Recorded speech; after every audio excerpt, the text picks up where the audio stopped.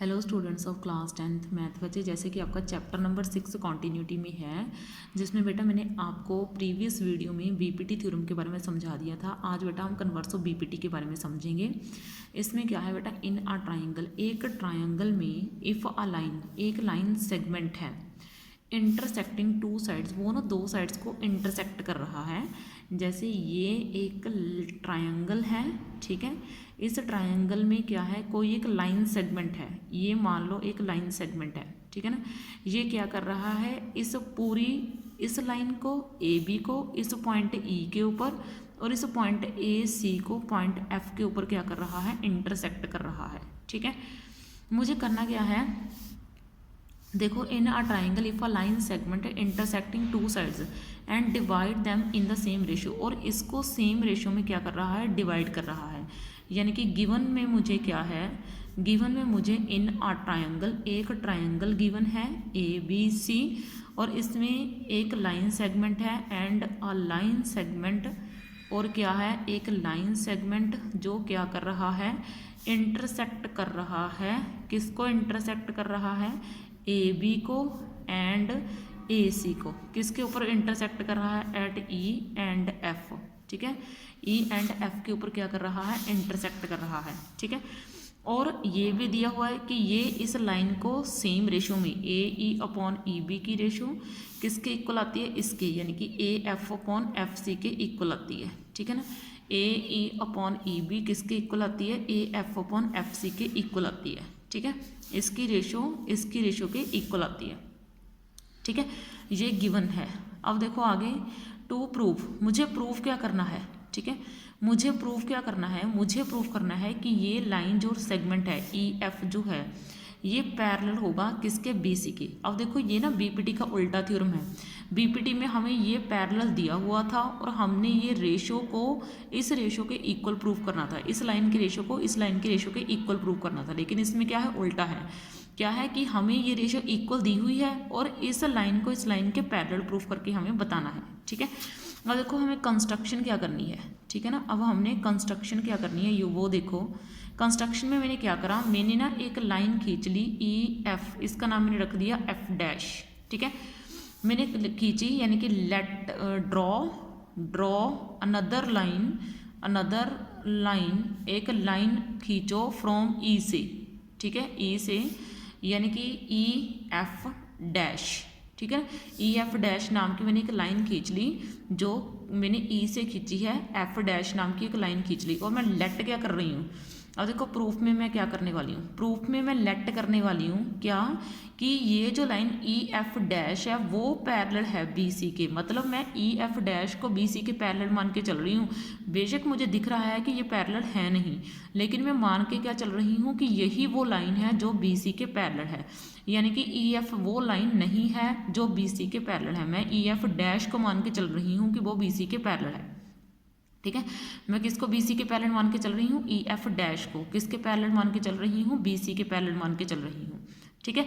तो अब देखो बेटा आगे मैंने क्या करा, तो अगर ये line E F dash parallel है तो इसके ऊपर बीपीटी थ्योरम लग गई, क्या, कि अगर ई एफ डैश क्या है, पैरेलल है बी सी के, तो बाय बीपीटी थ्योरम। तो बीपीटी थ्योरम ने क्या बोला था, तो बाय बीपीटी थ्योरम मैं यहाँ पे लिख रही हूँ, लेकिन बीपीटी थ्योरम क्या थी, उसने बोला कि अगर कोई लाइन इसके पैरेलल आ जाए, अगर इसके पैरेलल कोई लाइन आ जाए तो वो इस लाइन को इक्वल रेशो में डिवाइड करेगी। यानी कि A E upon E B जो है वो इक्वल आना चाहिए A F dash upon F dash C के, ठीक है। क्योंकि मैंने किसको पैरेलल माना है, मैंने पैरेलल माना है इसको ई एफ डैश को, तो इसको मैंने पैरेलल माना है किसके, इसके।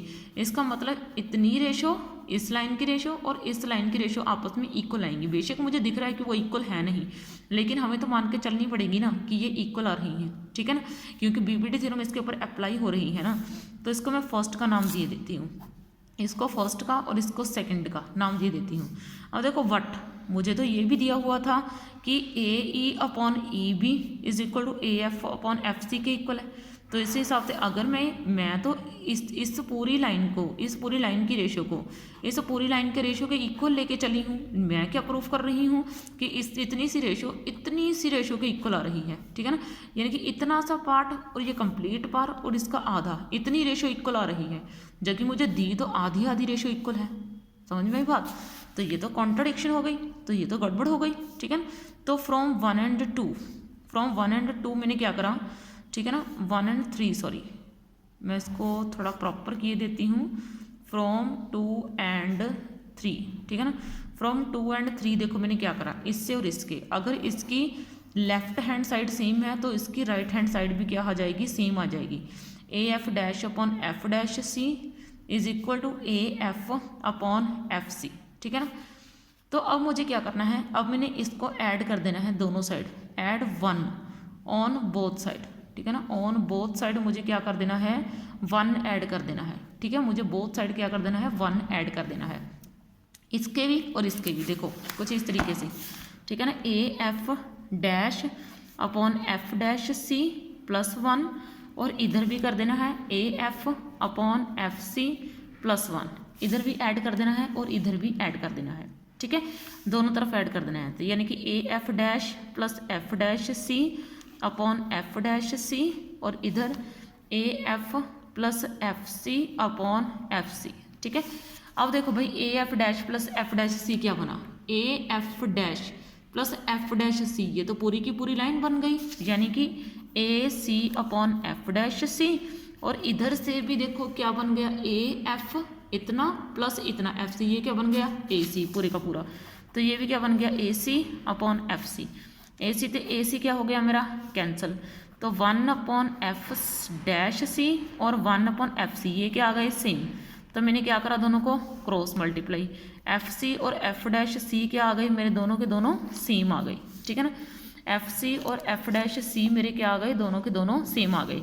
इसका मतलब क्या है, C F and F dash coincide, ठीक है ना, कि ये क्या कर रहे हैं, कोइंसाइड कर रहे हैं। इसका मीनिंग क्या है कि एफ और एफ डैश अलग पॉइंट नहीं है, वो एक्चुअल में दोनों सेम पॉइंट ही हैं, ठीक है ना। वो दोनों क्या है, अलग पॉइंट नहीं है, वो दोनों एक्चुअल में क्या है, सेम पॉइंट ही हैं, ठीक है ना।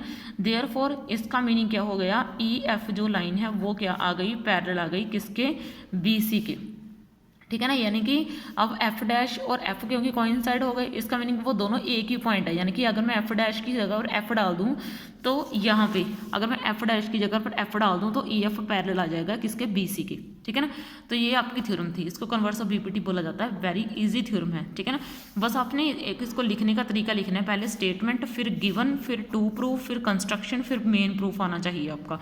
ये ना एक थ्योरम को लिखने का एक मेथड होता है, इसको आप अपनी मर्जी से नहीं लिख सकते, ठीक है ना। आपको इन चीज़ों के नंबर मिलते हैं, ठीक है, बोर्ड में, तो इन चीज़ों का ज़रा ध्यान रखना, सीधा ही उसका प्रूफ मत स्टार्ट कर देना।